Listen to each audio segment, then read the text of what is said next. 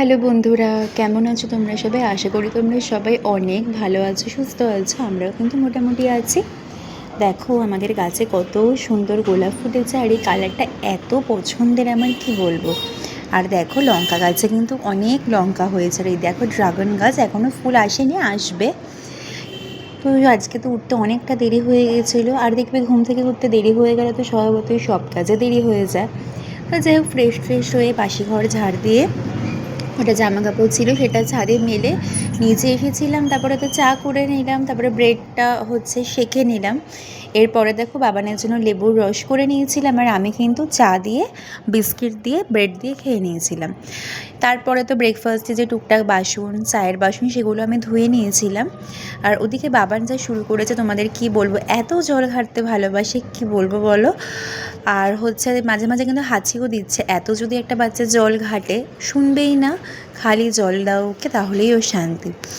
এরপরে কিন্তু দেখো ও লাঞ্চের পরে কিন্তু এই কি বলবো খেয়ে নিয়েছিলাম মৌসম্বি।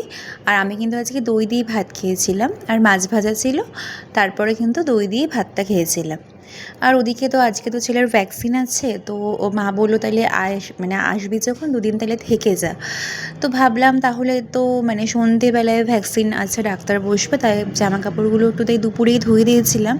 তো আমি ধুয়ে মেলে দিলে না সম্রাটের অফিস থেকে এসে করতে হয় না, বেচারা গরমের মধ্যে অফিস থেকে এসে তার একটু বসতে পারে। আর আমার শাশুড়ি মা যেহেতু পায়ে ব্যথা, হাঁটুতে ব্যথা, কোমর ব্যথা, তাই জন্য ওনার পক্ষে সত্যি বলতে সম্ভব না একতলা থেকে সে তিনতলায় আসা। আর আমার ননদেরও পড়া থাকে, তাও যতটুকু সম্ভব করার চেষ্টা করে। আর ওদিকে দেখো চলে এসেছি ডাক্তারের কাছে। আর ওদিকে কিন্তু ডাক্তারবাবুকে বলেইছি যে আপনি আগে সিরিঞ্জ পুরো রেডি করুন ডাক্তারবাবু, তারপরে ওকে আনা হবে, নাহলে এত প্রথম থেকে কাঁদতে থাকে, বেচারা ক্লান্ত হয়ে যায়।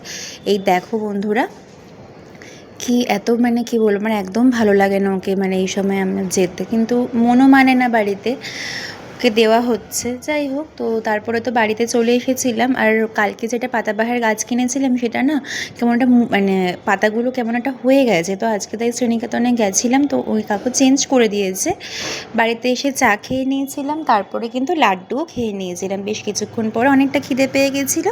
আর আমার বাড়ির এই ছোট্ট সদস্যগুলো দেখো তোমরা, এই যে সিংহানিয়া লিলি আছে, মানি প্ল্যান্ট আছে, আর এটা কিন্তু নতুন পাতাবাহার গাছটা। তো এটুকুই ছিল আজকে তোমাদের সঙ্গে শেয়ার করার। Good night, sweet dreams.